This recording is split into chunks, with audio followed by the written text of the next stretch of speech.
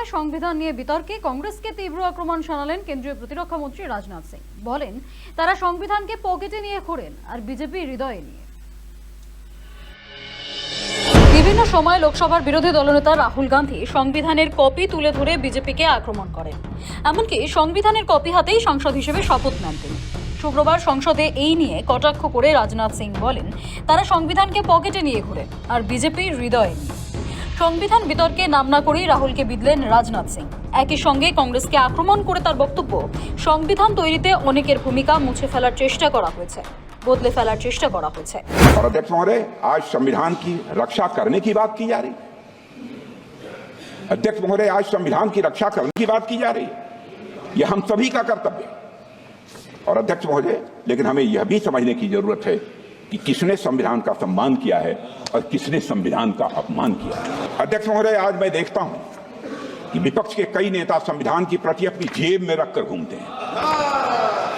संविधान के ये प्रति पूरी तरह से साफ है। हमने कभी भी किसी इंस्टीट्यूशन की इंडिपेंडेंस और ऑटोनॉमी के साथ खिलवाड़ नहीं किया है। कांग्रेस ने सिर्फ संविधान संशोधन ही नहीं किया है, बल्कि मेरा आरोप है दुर्भावना के साथ साथ धीरे धीरे संविधान को बदलने का प्रयास किया है। প্রতিরক্ষা মন্ত্রী বলেন, বিরোধীদের অনেককে দেখি পকেটে সংবিধান রাখেন। ছোটবেলা থেকে তারা এটা শিখেছেন। বংশ পরম্পরায় তারা সংবিধানকে পকেটেই রেখেছেন, কিন্তু বিজেপি সংবিধানকে মাথায় রাখে। 1949 সালে 26শে নভেম্বর সংবিধানের খসড়া গৃহীত হয়েছিল।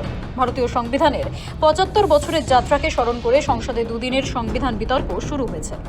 এদিন সংবিধান বিতর্কে কংগ্রেসকে আক্রমণ করেন রাজনাথ। তিনি বলেন, একটি নির্দিষ্ট দল সংবিধানকে হাইজ্যাক করার সর্বদা চেষ্টা করছে। प्रधानमंत्री नरेंद्र मोदी जी के नेतृत्व में हमारी सरकार सबका साथ, सबका विकास, सबका विश्वास और सबका प्रयास भावना के साथ यह काम कर रही है।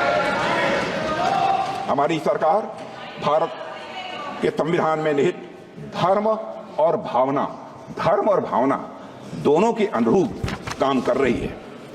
अध्यक्ष महोदय, हमारा संविधान प्रोग्रेसिव है, प्रगतिशील है कि विपक्ष के कई नेता संविधान की प्रति अपनी जेब में रखकर घूमते हैं। असल में उन्होंने बचपन से ही यही सीखा है। उन्होंने पीढ़ियों से अपने परिवार में संविधान को जेब में ही रखे थे।